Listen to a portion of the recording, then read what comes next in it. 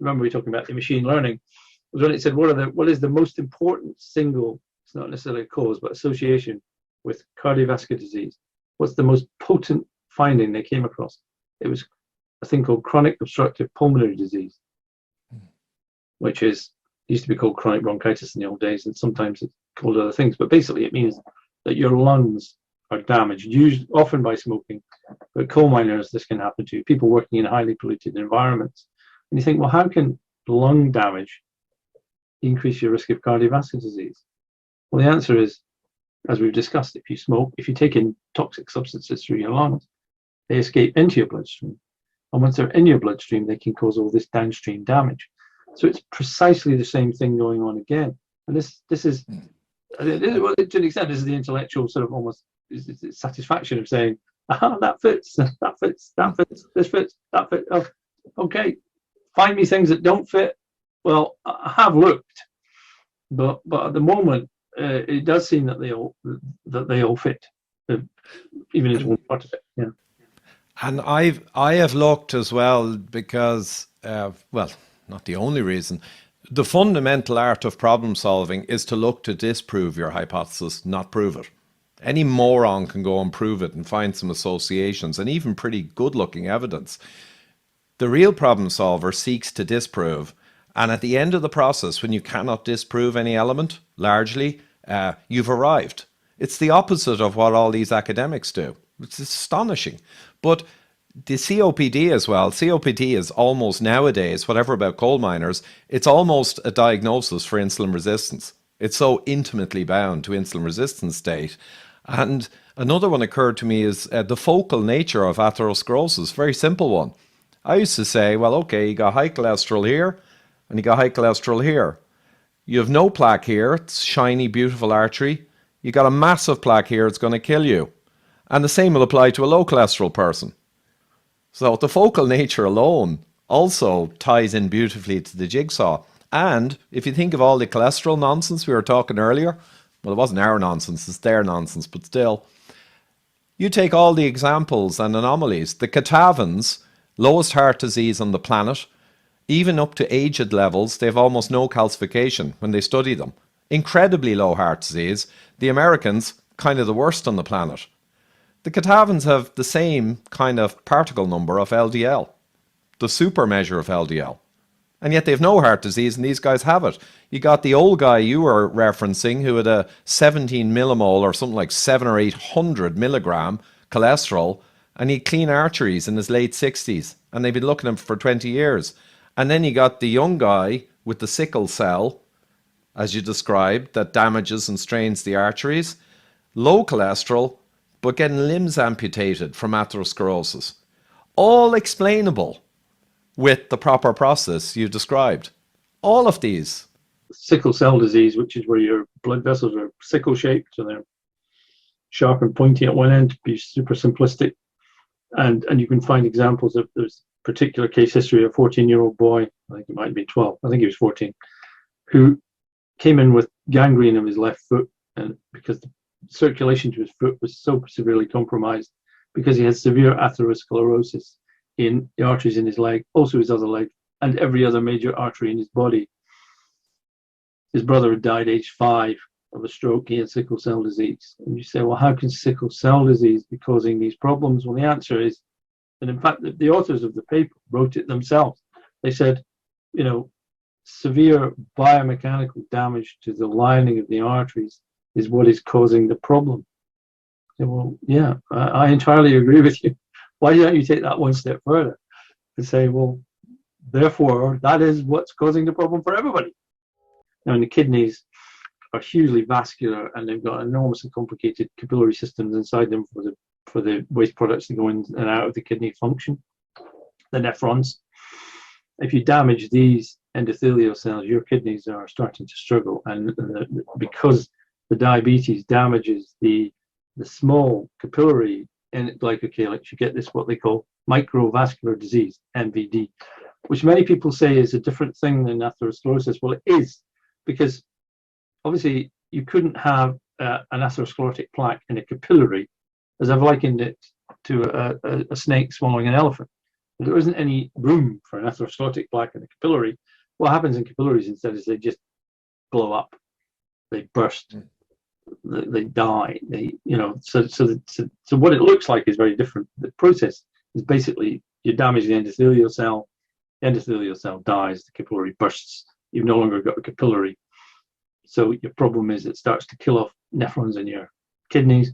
It starts to kill off blood vessels in the back of your eye, where you can actually see these bursting signs of burst blood vessels due to the damage that the raised blood sugar level has done to the more small blood vessels in your eyes, and obviously also the peripheral blood vessels towards your skin start to die off. So people with diabetes, if they get a scratch, they get an ulcer, and it really doesn't bleed because the circulation is being diminished in these areas. And of course, the peripheral nerves need good blood supply. And so blood supply starts to get shut off because you're damaging these small blood vessels.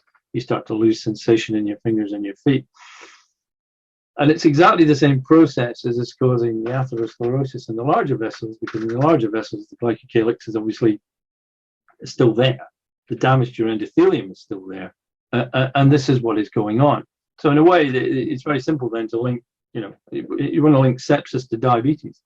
While I was writing this book, COVID came along, and I was writing a chapter on vasculitis, which is the plural of vasculitis, which is inflammation of blood vessels.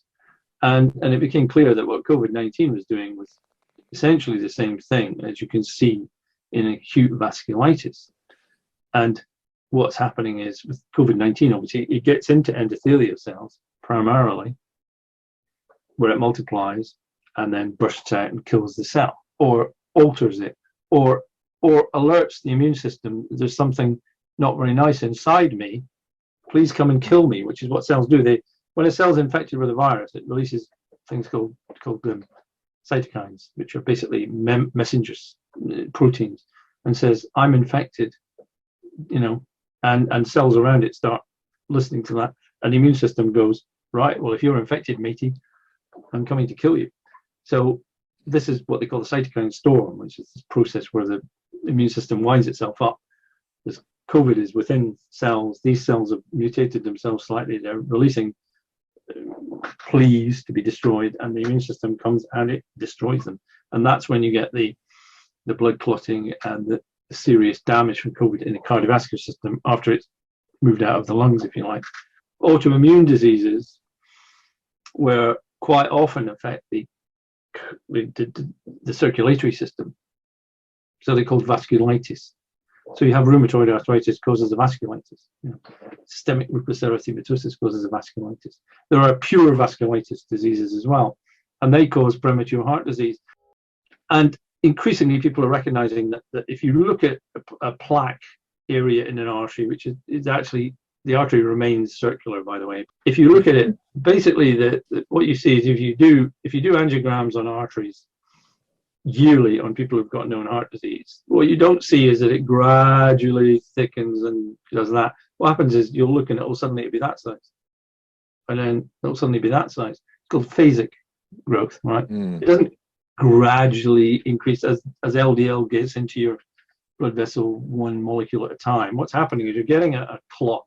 The clot is repaired, but that leaves you with a larger plaque. Now that is, I could find you a million studies showing that is accepted, that that's what's going on. So when you've got heart disease, you've got the final event is a blood clot. The growth of a plaque is a blood clot. But what the mainstream won't accept is that is also what starts it in the first place, because it's LDL that starts it off by going into your blood vessels, which we've just discussed is an impossible process. And then blood clotting takes over. So all that this hypothesis suggests is blood clotting from start to finish. It's the same process.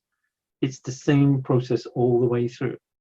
It's just you damage the endothelium, blood clot forms, it's repaired, it's gone. If you accelerate the damaging process, you've got a problem. I sometimes liken it to potholes on a road, whereby roads, if you don't do any repair on them, you actually end up with enormous potholes. So the council has to come along and cover them over and repair them. So long as they're doing that fast enough, you don't have a pothole problem. If they're not doing that fast enough, you have a major pothole problem. So it really is just a balancing act here between this is going on all the time. So what you've got to try to do is reduce the amount of things that you do that can be damaging to the endothelium, because that will reduce the damage part of it. You've got to reduce things that make the blood clots that form bigger and more difficult to be got rid of. And you've got to enhance the repair systems in your body as much as you can. Now, obviously, the thing that damages your repair processes more than anything is getting old, unfortunately, which is why age is such a major risk factor. Because when you're younger, your repair systems are probably going, haha, 20 cigarettes a day, no problem. Everywhere the cholesterol hypothesis, when you look at logic, data, and actual science of what's happening, it fails, right? All your lipidology associational nonsense passes because it's peripheral, it's meaningless, it's built on sand. But the core stuff, this one then fits, I think, with every genuine fact or reality around the science, the biology. There may be exceptions. I don't think there are. We'll get to those. But let's look through the ones it does fit with. If you take genetic susceptibility and hotspots of atherosclerosis, where there's junctions in the arterial tree, and that fits perfectly, right, with this process. If you've got high blood pressure, if you have, as you say, areas of bifurcation in the arteries where there's more turbulent flow, there's more stress on the endothelium. These tend to be the points where the plaques develop. And why do the plaques develop most in the heart, for example? Well, as someone said, the heart is unique because the blood flows through most blood vessels when the heart contracts. But when the heart contracts, the blood stops flowing through the coronary arteries because the pressure on the arteries is so great, it blocks the flow. It's only when it relaxes that blood can flow. So someone described a coronary artery as it's like someone stamping on a garden hose 60 times a day. There's an enormous amount of biomechanical stress on coronary arteries.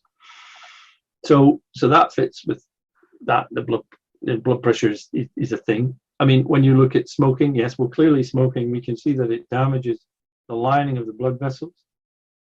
When you look at air pollution, if you look at small particle air pollution, these nanoparticles get into your bloodstream. So that also fits. And then when you look at raised blood sugar level, now this is fascinating because you ask 100 doctors, have you ever heard of the glycocalyx? And they'll all look at you blankly. Well, the glycocalyx is the lining all endothelial cells have, and it's a bit like if you try to pick up a fish, not all fish, they slip through your fingers because they're covered in glycocalyx, which is really slippery stuff, better than Teflon. And it consists of the glycocalyx comes from the fact it's made of glucose protein structures that are a bit like tendrils or grass or whatever that stick out of your endothelial cells and form this kind of lining, protective lining around all of your endothelial cells. And it's hugely important for protecting them within the glycocalyx lurks, anticoagulation factors, things that stop your blood clotting, just really potent things that make sure that nothing hits the endothelial cell and damages it. And it also stops things sticking to endothelial cells. So your glycocalyx is hugely important for protection of your endothelium. And you can actually measure this. I mean, there is a mechanism, there's a thing called a glycometer, which you can stick under your tongue, and it looks at your blood vessels under your tongue. And you can look at the endothelium, the capillaries under your tongue, and you can see how thick the glycocalyx is. And thicker glycocalyx is good, thinner glycocalyx is bad. When people actually have sepsis, you can measure the difference in thickness of the glycocalyx with regard to how serious the sepsis is. It's quite a good measure of how likely you are to live or die if you have sepsis, is your glycocalyx thickness. By the way, the reason why sepsis kills you is that bacteria get into your bloodstream, they multiply. The waste products of bacteria called exotoxins, and these exotoxins travel around your circulatory system, wiping out endothelial cells, destroying the glycocalyx, and then you get blood clots all the way through your body, and you get a thing called disseminated intravascular coagulation, disseminated widespread intravascular within your blood vessels coagulation blood clots. That's why you get people who get meningitis, sepsis, they end up losing the tip of their noses or fingers or arms because of the blood supplies being shut off, and the thing that kills them is the organ damage normally. So exactly the same thing that kills you with sepsis is what kills you with smoking, is what kills you with raised blood pressure. The mechanism may seem a million miles, or the factor may seem hugely far apart. The process is always the same. You're damaging the glycocalyx, or you're damaging the endothelial cells, or both. And when you have diabetes, your blood sugar level goes shooting up, and a raised blood sugar level has been shown to thin and damage the glycocalyx of all cells in your body, all endothelial cells in your body. And this becomes particularly important when you look at some of the smaller vessel damage you get. Is particularly important in diabetes, because as you know, with diabetes, you get eye problems, and kidney problems, and nerve cell problems, because the circulation and the blood supply to these very small areas, if you like, these very small cells, is damaged. Well, when she looked at atherosclerotic plaques and she looked at what they were, what she was saying to herself, and this had been said before, was they look awfully like blood clots. These look like blood clots in various stages of repair and metamorphosis, because in the end, tissue repairs itself, and it looks nothing like what it did at the start. What the original damage looks like can bear very little relationship to what it ends up like. You can see what was in there. And if you go back to 1852, and a man called Carl von Rockitansky, he came up with it. He's called it an incrustation hypothesis. He said when he looked at atherosclerotic plaques working in Vienna, they looked exactly like blood clots to him in various stages of repair. He actually wrote about this, and he was floored by his colleague called Rudolf Virchow, and he said, well, how can a blood clot be underneath, well, it's the endothelium, this layer of cells I'm talking about, how can it be underneath that? Because blood clots don't form inside tissue, they form in the blood. And Rockitansky had no answer to this at the time. Now, had he been born 140 years later, he would have known that actually the endothelial cells, this is where it comes to, the endothelial cells themselves, they line all your blood vessels, but where they cannot come from, you know, in your skin, if you scratch your skin, it will bleed, and then you'll get a clot. And then this underlying skin will grow up and force it off, and the clot will fall off. But in your arteries, there's only one layer of endothelial cells. There's nothing underneath them. After years of development, that can change. So there's nothing to grow up underneath the endothelium. Equally, if a blood clot did form on your blood vessel, and then it would just popped off and went shooting off down your blood vessel, it would jam up somewhere further down. So that would be what would be rather disastrous. You can see that happening, quite a commonplace for clotting and atherosclerosis in the arteries of the neck. And blood clots can form on top of these areas, and then they can break off and go into your brain. That's the commonest cause of a stroke. So the body doesn't want blood clots breaking off and traveling down your circulatory system, because that's the sort of thing that can kill you.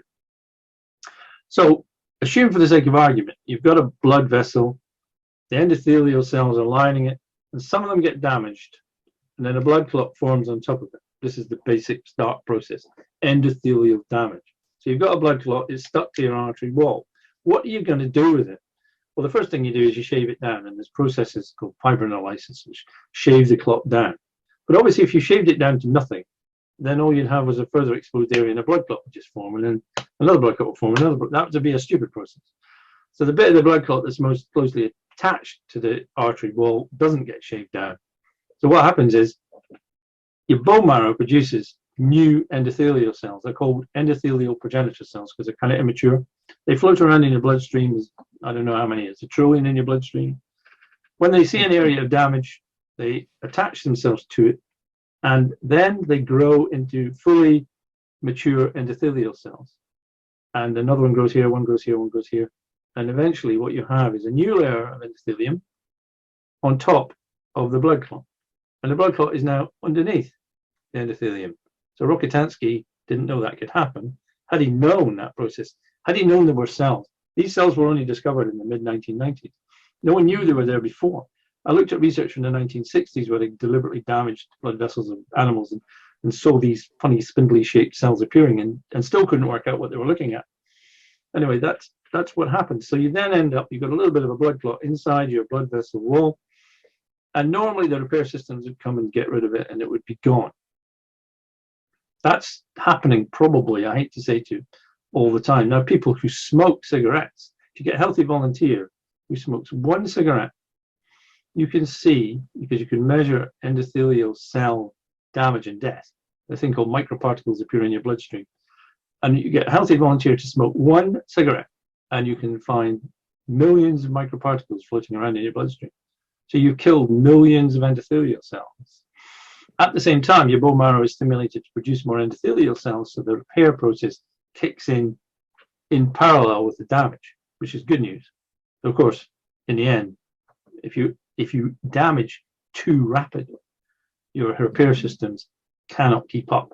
And that is really the thinking, is that atherosclerosis, or the buildup of these things, is really what happens when damage outstrips repair. So a blood clot forms, it's partially repaired, and then another one forms on top of it, and you've got a bigger than you wanted one. And then it becomes very difficult to get rid of it entirely. So it becomes an area of weakness, if you like, or a slight thickening. And when you've got these areas, this is where more episodes are likely to occur. So it's a kind of repeat episode. There was a study Gabor Dosi sent me. He sent me myriad studies, and they're all fantastic, especially twin studies, which prove all of what we're saying. I love the twin studies, you know, genetic twins, and you get to get real answers. But there was one that radio-labeled fats in a meal, and they fed a bunch of volunteers 3 meals during the day, and they radio-tracked the actual fat molecules from the meals to see where they went. The outcomes were stunning. There were so many stunning outcomes from this that I'll just touch on one, though, that I found amusing. Like you say, it's ironic. The people who were healthy, the fats were rapidly taken up into fat cells, which is the storage to be released later when you're fasting, and appropriate places. The people who were insulin resistant, they were not really taken up so well into the proper depots, or depots, as the Americans say. They tended to end up going to the liver, where the liver packaged VLDLs out of them, hence shooting up your ApoB LDL particle number, right? So the insulin resistance there was shown beautifully as the mechanism, one of the mechanisms, as to why the higher particle number correlates with heart disease. But it's to do with insulin resistance. It's nothing to do with the particle. Well, of course it is. I mean, the other irony is that they find that within they find that the fatty acids that they do find are generally palmitic acid, anyway. And they say, well, therefore palmitic acid is actually really bad stuff to eat. You go, no, it's because the liver makes palmitic acid, right, out of carbohydrates. You idiots! Can you not understand anything you're looking at? You know, I think it's about 95% palmitic acid is the fatty acid of choice made by the liver. Saturated fatty acid, of course, because the liver will make unhealthy things for you to distribute around your body. The cholesterol hypothesis and everything around it, the saturated fat hypothesis and the diet heart hypothesis, like the upside down world. In that world, everything makes sort of sense, but when you actually look at it compared to the real world, none of it works. It's almost like you've created. I sometimes use the example of the geocentric model of the universe, which is the Earth is at the center, the sun goes around the Earth, the moon goes around the Earth, the planets go around the Earth, the stars go around the Earth, everything goes around the Earth. Well, you can sort of make that model work just about. You can make the observations fit, but you do have a problem with planets, because planets do this thing called retrograde motion, where they go in a loop and then go off. Because if you're looking up and you're going at that speed and the planet's going at that speed, it will appear to go backwards in the sky at times. So actually they did create models where these wandering stars went around in little loops. And if you accepted that a wandering star could go around in a loop, the rest of your model worked. But you always had these wandering stars. It's like, hold on, what are those? That doesn't make any sense at all. But and you can do with cholesterol, if you say it's LDL and it's ApoA lipoprotein molecules, well, you can make that work into a hypothesis if you ignore what is actually going on. Because what you're doing is you're just finding a further more accurate association with heart disease, not a causal thing, and then you're making everything fit. because you need to keep this environment absolutely straight. There is a journal called Tissue Barriers, which I read, and you know, you can imagine it's a real page turner. And I can't remember the exact quote, but it's like, you know, all material must pass through endothelial cells, because if they could pass between, you know, the barrier, the endothelial barrier, they could pass between cells and cell membranes, we would immediately be dead. It's a prerequisite for life that things cannot pass between cells. It's an absolute prerequisite. Now, it does get more complicated at a very micro level, where within your kidneys and your liver, things obviously have to come out and inside cells, because otherwise none of these organs would work. But that's happening at a very small level. The larger size level of all the blood vessels where this happens, you can't get anything through an endothelial cell, and you can't get anything past an endothelial cell. It is, I hate to use the word impossible in science, because someone will come along and show it, you know. However, it is as close to being an impossible thing as there can be. And yet that is the mechanism by which cholesterol, aka LDL, is supposed to cause thickenings in your arteries. And that neither of these things can happen. It's impossible for them to happen. So you have an impossible hypothesis. Yeah, the triglycerides that come in, the fats you eat. And I found it quite stunning at the time, what I was learning in the first days, right? But the triglycerides that are 3 fatty acids with a glycerol backbone, so think of it like a fork, triglycerides, they come in the fat, they get broken up into single monoglycerides, right? They then get brought across, and they get packaged back into triglyceride on the other side in your body and into chylomicrons. Oh, yeah, well, of course, you know that in order to absorb fat, then the bile that comes out of your gallbladder is basically cholesterol. Yeah. And so one molecule of fat attaches to one molecule of cholesterol to form a cholesterol ester, and then that's absorbed. Then it's packaged into a big thing called a chylomicron, and then that big thing, which is like much bigger than an LDL or whatever, travels straight from your gut, straight into your bloodstream. It doesn't go through your liver, and distributes the fats all around your body, which are then reconverted. This is what they call a futile cycle, where these triglycerides are broken down into individual fatty acids and reconstructed. And it's just, I mean, your body's just doing these like, what? How is that happening? And then, so of course, the fat that you eat, any fat that you eat, does not actually go into your liver at any point. Well, very, very tiny amount.